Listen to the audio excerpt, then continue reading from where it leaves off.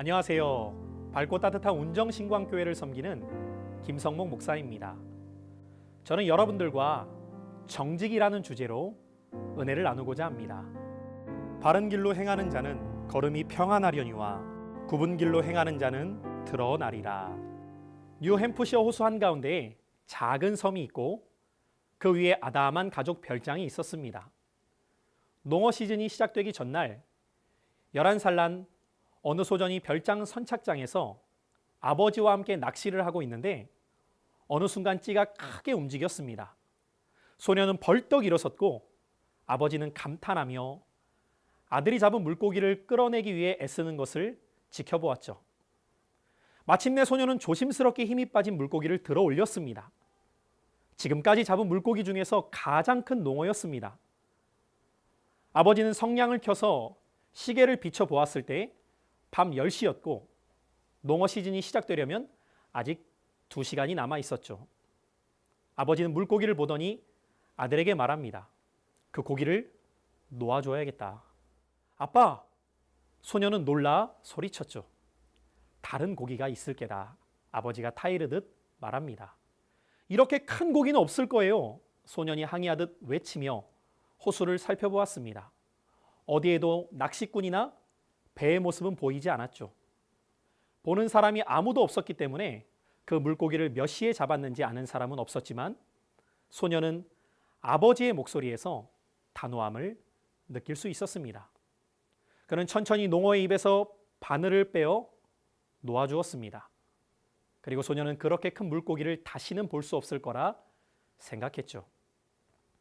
그것은 자그마치 34년 전의 일로 소년은 뉴욕에서 성공한 건축가가 되어 있었습니다. 소년은 그날 밤 예상했던 대로 처음 잡았던 물고기만큼 큰 고기를 잡지는 못했습니다. 하지만 그날 밤 소년은 그의 인생에서 더 큰 대어를 낳게 되죠.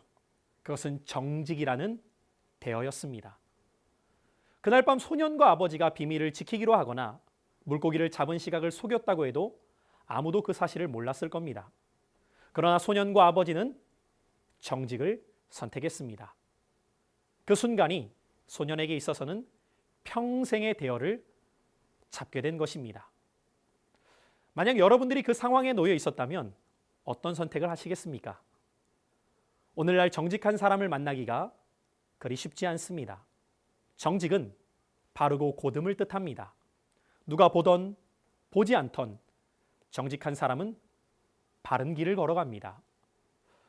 어떤 이들은 정직하게 살면 손해본다고 말하죠.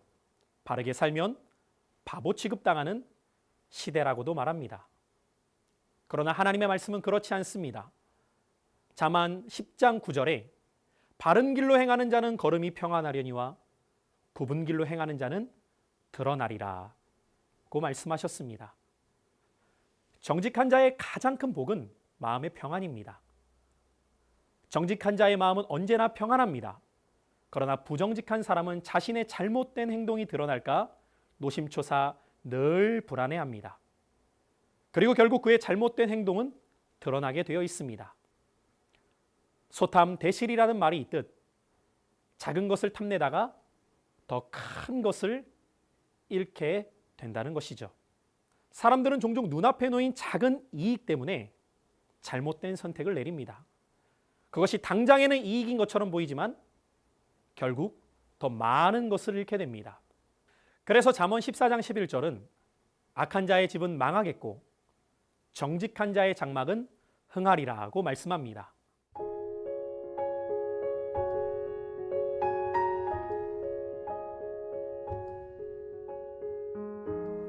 CTS 시청자 여러분, 정직한 것이 당장에는 손해보는 것 같지만 결코 그렇지 않습니다. 정직한 자의 삶에는 평안이 있고 정직한 자의 장막은 흥하게 된다는 것이 하나님의 약속입니다. 그러므로 오늘 이 하루도 정직하게 살아가십시오.